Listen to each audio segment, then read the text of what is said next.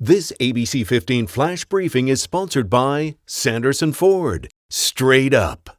Hi, I'm Steve Irvin with your top stories from ABC 15 Arizona. An entire Valley family killed in an instant, 4 others critically hurt, all because police say a man decided to drive drunk. Juan Gaspar, his wife Selma, and their 12-year-old boy Carlos were all ejected and killed when their Suburban careened off the 202 near 40th Street Saturday night. The family and 3 of Selma's cousins just heading to dinner on New Year's Day. DPS investigators tell us Aryan Guy hit them while speeding, causing the packed SUV to spin out and flip into a ditch. Troopers say the 23-year-old driver reeked of alcohol, admitted to drinking, and had open bottles of whiskey in his car. Loved ones like Juan's sister struggling to cope with the enormous loss that was so preventable. I lived just 5 minutes from him, and I won't be able to go and see him.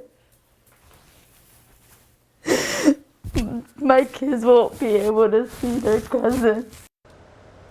That sister pleading with people to think before they get behind the wheel and to always wear a seatbelt. This week, classes resume from the winter break at schools all across Arizona, and a couple of districts are updating their policies to include mask wearing again. That includes the Kyrene School District. Several school districts in other parts of the country have announced temporary returns to remote learning. So far, that is not the case here in Arizona. It is encouraged to have children tested before they go back to campus. Education Secretary Miguel Cardona says remote or hybrid learning is not what's best for kids. And we have to have the will to make sure we do everything in our power to keep our children in the classroom learning with their peers, with their teachers. Let's not forget the emotional impact last year had on our students and on our educators and on our families, our parents. We can do better. We have the resources. We have the science. We need to make sure that we're doing everything in our power to keep our classrooms open for our students where they learn best. Cardona also says he hopes parents will have kids vaccinated. It's not a requirement to go to school in most places. There is no vaccine for children younger than the age of 5. A vaccine for this young group is expected, but likely won't be available until the middle of this year. Sky Harbor now seeing pre-pandemic levels when it comes to traveling. Those numbers attributed to the busy Thanksgiving weekend. In November, Sky Harbor saw 4% more passengers than November 2019. In total, airport traffic was up 112% from 2020.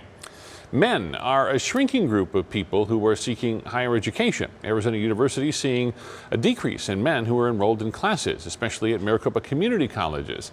And the pandemic accelerated that trend. But Arizona State University is managing to break the mold and has actually seen a 5% increase in male enrollment for the 2020-21 school year. Turning now to our Impact Earth report, the U.S. Department of Agriculture helping expand access to clean water for those in Arizona. The department sending more than $19 million to go toward 11 projects that will expand wastewater treatment and systems. The project will also work to expand high-speed internet service to some rural communities. Expanding their services, Abrazo Health buying 27 acres of land in Buckeye for a future new hospital campus. It will go in near I-10 and Verrado Way and will be used for medical offices, ambulatory services, and future hospitals. They are expected to break ground this year.